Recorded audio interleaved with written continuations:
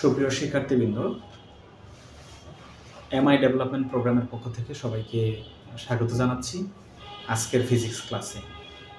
তো আজকে আমরা ফিজিক্সের একটা গুরুত্বপূর্ণ প্রশ্ন ব্রুস্টার্স ল এটা নিয়ে আলোচনা করব।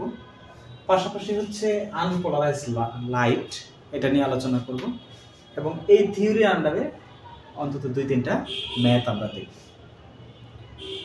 তো এই অপটিক্স পার্টের মধ্যে সবচেয়ে গুরুত্বপূর্ণ প্রশ্ন হচ্ছে 1, 6, 10 এবং 17 এগুলি আমরা বলেছি।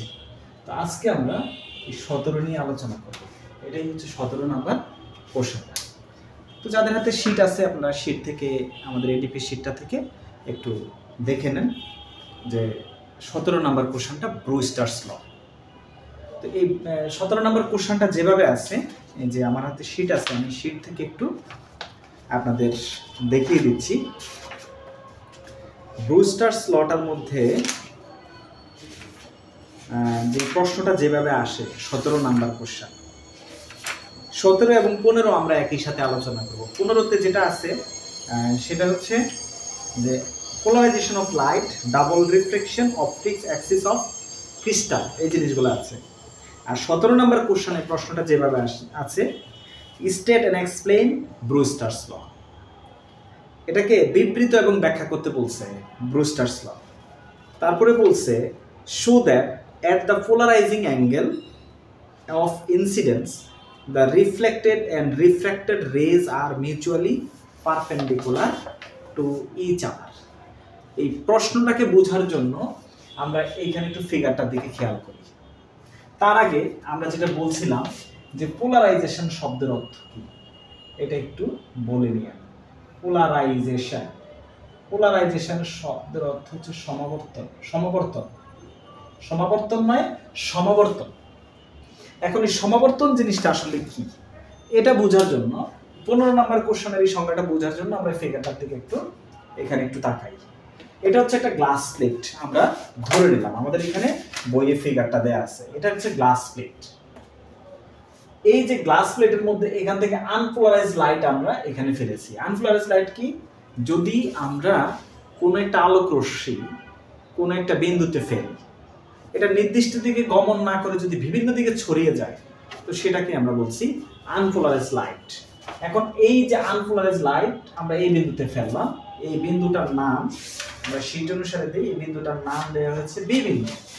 এই যে আনপোলারাইজড লাইট আমরা বি বিন্দুতে ফেললাম। এই বি বিন্দু থেকে এটা এই দিকে পোলারাইজিং যেটা হলো, পোলারাইজড হলো এই দিকে, এটা আনপোলারাইজড অর্থাৎ সমবর্তন হলো কোন দিকে?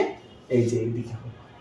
তো এখানে একটা বলি যে এইখান থেকে যখন আনপোলারাইজড লাইটটা দিলাম আমরা, তাহলে এই বিন্দুতে এটা আপতিত হলো বি বিন্দুতে। তাহলে আপতন কোণ কত? আপতন কোণকে এখানে আই দ্বারা প্রকাশ করা হয়েছে।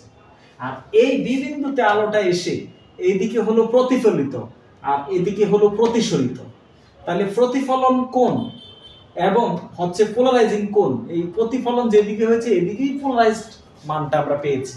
তাহলে প্রতিফলন কোণ আর হচ্ছে এইখানে পোলারাইজিং অ্যাঙ্গেল, এই দুইটা একই, সেটা হচ্ছে আই। এখানে আই হলে এটা আই হবে, দুইটা একই হয়।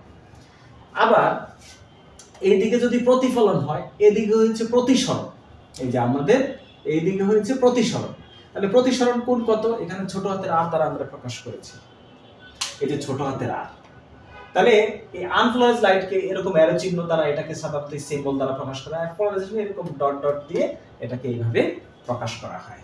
তাহলে এই যে পোলারাইজেশন, তাহলে এটা হচ্ছে এটা, অর্থাৎ কোন একটা আলো নির্দিষ্ট বিন্দুতে পড়ে যদি বিভিন্ন দিকে ছড়িয়ে যায়, তাহলে এটা হচ্ছে আনপোলারাইজড লাইট। আর যদি নির্দিষ্ট দিকে গমন করে, তাহলে সেটা হচ্ছে পোলারাইজেশন অফ লাইট, আলোর সমবর্তন। এই যে আলো সমবর্তিত হয়ে বিসি রেখায় চলে গেল, তাহলে এটাই হচ্ছে পোলারাইজিং লাইট। আর এই অ্যাঙ্গেলটাই হচ্ছে পোলারাইজিং অ্যাঙ্গেল, এবং এই অ্যাঙ্গেলটাকে আমরা বলছি রিফ্লেক্টেড অ্যাঙ্গেল। তাহলে প্রশ্নে বলছে যে এইখানে এই যে রিফ্লেক্টেড লাইট, আগে ব্রুস্টার্স লকে ব্যাখ্যা করতে বলছে, তারপরে বলছে রিফ্লেক্টেড রেজ অর্থাৎ রিফ্লেক্টেড রশ্মি, আর এটা হচ্ছে রিফ্র্যাক্টেড মানে প্রতিসরিত রশ্মি। এই পরস্পর কিভাবে আছে? লম্বভাবে আছে। এটা আমাদেরকে প্রমাণ করতে বলছে। এটা হচ্ছে প্রশ্ন। তাহলে আমরা 15 নম্বর প্রশ্নের এই যে পোলারাইজেশন কি এটা আমরা মোটামুটি বুঝলাম। আর দুইটা সংজ্ঞা আছে, আপনারা মোটামুটি এগুলা দেখে নেবেন। তাহলে এখন ব্রুস্টার্স লটা কি এটা আমরা একটু বোঝার চেষ্টা করি।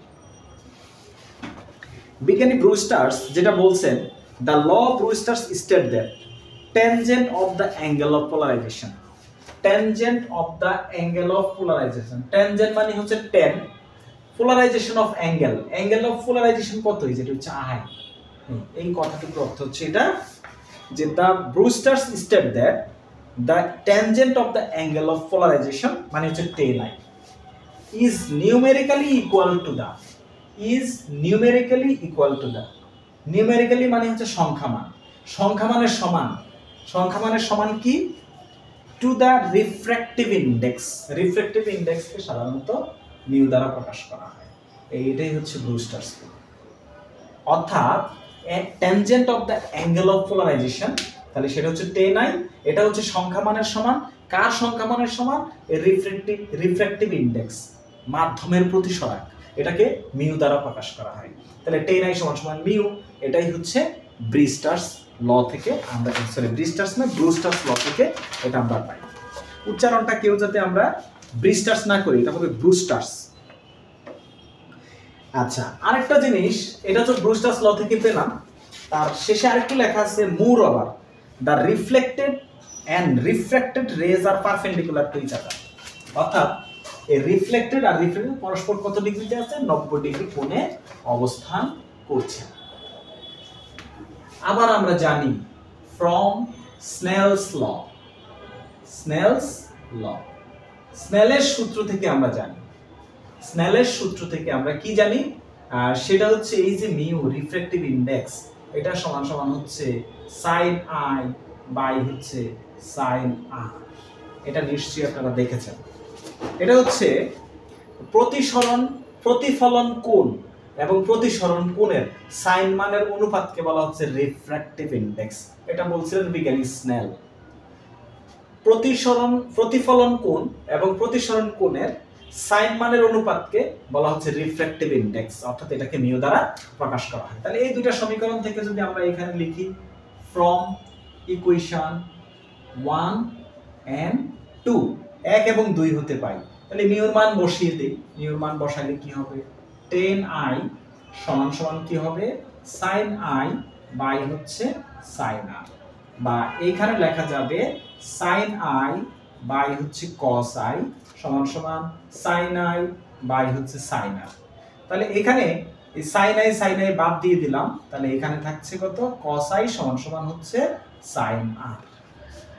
বাকি অংশটা একটু এখানে দেখে নিতে পারেন, যে এখানে লিখলাম cos I সমান সমান আমরা লিখলাম sin R বা sin I। এখন এই cos আর এই পাশে যদি cos থাকতো, দুইটা বাদ চলে যেত, তাহলে এই sin কে cos বানানো যায় কিভাবে, cos বানানো যায় এইভাবে, sin of π/2 মাইনাস R। কোয়াড্রেন্টের সূত্র থেকে আমরা পাই cos 90 degree minus theta is equal two sin theta, cos 90 degree minus theta is equal two কত হয়, sin থিটা। এখন cos cos কাটা যায়, তাহলে কাটা গেলে এখানে থাকবে I, এখানে π/2 মাইনাস R, তাহলে আরটাকে এই পাশে আনলে I plus R is equal two হচ্ছে কত, π/2। তাহলে এখন দেখেন যে আমাদেরকে যে প্রমাণ করতে বলছে, এটা এটার সাথে 90 ডিগ্রিতে থাকবে, অর্থাৎ এই দুইটা একটা আরেকটার উপরে পারপেন্ডিকুলার বা লম্বভাবে থাকবে।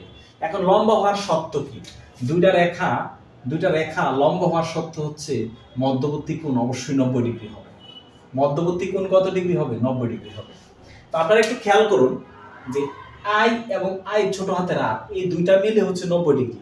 তাহলে এই যে এখানে যদি আমি লিখি CB, এটা D বিন্দু দেই, CBD যে রেখাটা আছে, তাহলে এই যে মধ্যবর্তী যে অ্যাঙ্গেলটা আছে এটা অবশ্যই 90 ডিগ্রি হবে। তাহলে আমরা যদি শীটের ভাষায় বা আমাদের যে শীটে যেভাবে লেখা আছে এইভাবে যদি আমরা বলতে চাই, তাহলে এইভাবে বলা যাবে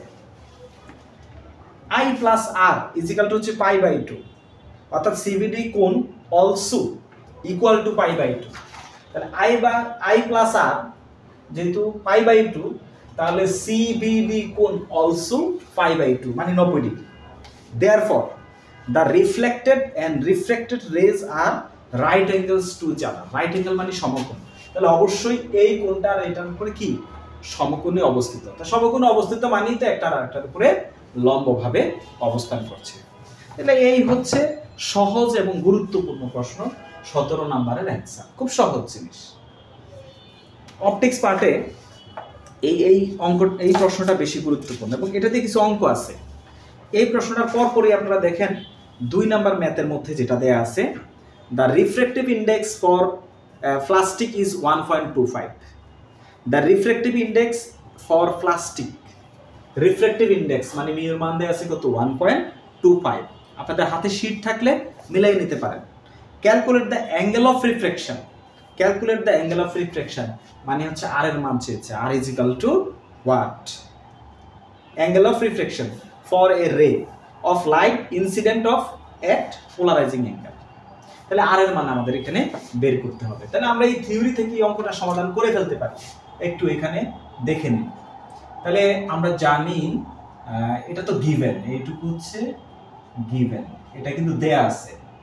আর এখানে যদি আমরা লিখি উই হ্যাভ 10i সমান সমান কত, মিউ, এটা আমরা জানি, এই যে ব্রুস্টার্স ল থেকে এই সূত্রটা আমরা জানি। এখানে লিখে দিলাম উই হ্যাভ 10i সমান সমান মিউ। তাহলে i ইজ ইকুয়াল টু কি হবে, tan ইনভার্স মিউ। এখানে হবে tan ইনভার্স মিউর মান কত, 1.25। তাহলে এখানে একটা অ্যাঙ্গেল চলে আসবে, ক্যালকুলেটর দিয়ে আপনারা করে ফেলবেন। আবার যেহেতু আর এর মান বের করতে বলছে, দ্বিতীয় সূত্র আমরা কি জানি, দ্বিতীয় সূত্রটা আমরা এখানে প্রমাণ করেছি, i plus r is equal two হচ্ছে পাই বাই 2। তাহলে r ইজ ইকুয়াল টু কি হবে, পাই বাই 2, মানে 90 ডিগ্রি থেকে এই i এর যে অ্যাঙ্গেল আসবে বাদ দিলে এটা যেটা আসবে এটা আরেকটা অ্যান্সার। এইখানে একটা অ্যান্সার আর এটা আরেকটা অ্যান্সার। আমি আশা করি বোঝাতে পেরেছি। এবার এই 2 এবং 5, এই 5 নাম্বারটা একই রকম, এই একই জিনিস। 5 এর মধ্যে দেখেন মান সেম। 13 নাম্বারে দেখেন, 13 নাম্বারের মধ্যে যেভাবে দেয়া আছে, রিফ্র্যাক্টিভ ইন্ডেক্স অফ ওয়াটার, পানির যে মাধ্যমের প্রতি সরাঙ্ক, এটা হচ্ছে মিউ, এটা সমান সমান কত, 1.33।